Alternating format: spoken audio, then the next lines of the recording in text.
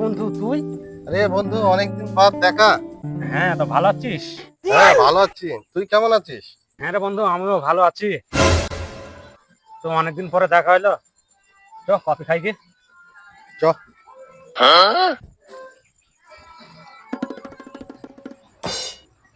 চ ওই রুমটাতেই বসি আয়। চ।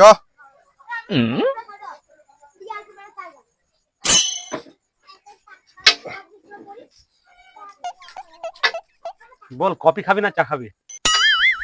যেটা ভালো লাগবে বল। আরে বন্ধু, শনিদুল নাকি রে? আরে বন্ধু, অনেকদিন বাদ দেখা রে, কেমন আছিস? ভালো আছিস? তুই কেমন আছিস বল? আমি ভালো আছি। আমি ভাবতে পারিনি যে তোদের সঙ্গে আজ দেখা হবে। আরে বন্ধু সাধারণ, ভালো আছিস তো তুই? তুই ভালো আছিস তো? হ্যাঁ, অনেক ভালো আছি। বস, কথা হবে। এ বন্ধু নুরজামান, তোরা একটু গল্প কর, আমি একটু বাথরুম থেকে আসছি। হ্যাঁ তাহলে যা, আমরা বসছি, বাথরুমটা করে আয়। ঠিক আছে, তাহলে কিছু অর্ডারটা করে দিস। ঠিক আছে, যা। বল বন্ধু, তোর ছেলে মেয়ে কটা? আমার একটাই ছেলে বন্ধু, সে আমার থেকেও বড় চালাক। বলিস কি বন্ধু? তোর থেকে তোর ছেলে বড় চালাক? তো তোর ছেলের সম্বন্ধে কিছু বল, একটু শুনি আমি।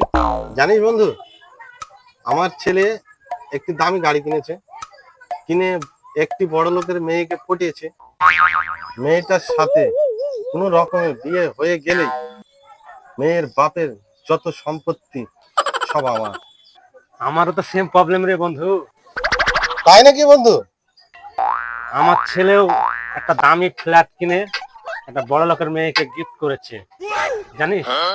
কোন রকমের মেয়েটার সাথে যদি বিয়ে হয়ে যায়, তাহলে ওই মেয়ের বাপের সমস্ত সম্পত্তি তখন হবে আমার। আমি তখন রাজ করব বন্ধু, জানিস? তাহলে দুজনের ভাগ্যই এক। তাহলে শনিরও আসুক, ওর সম্বন্ধেও কিছু জিজ্ঞাসা করতে হবে। তো বল বন্ধু, কিছু অর্ডারটা করলি? না করিনি, এবার করব।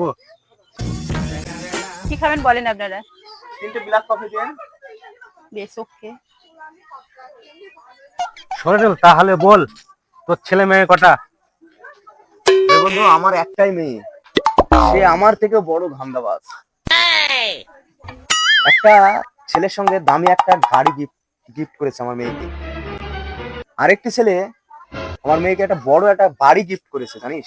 এখন তো আমি অ্যাশ করছি রে।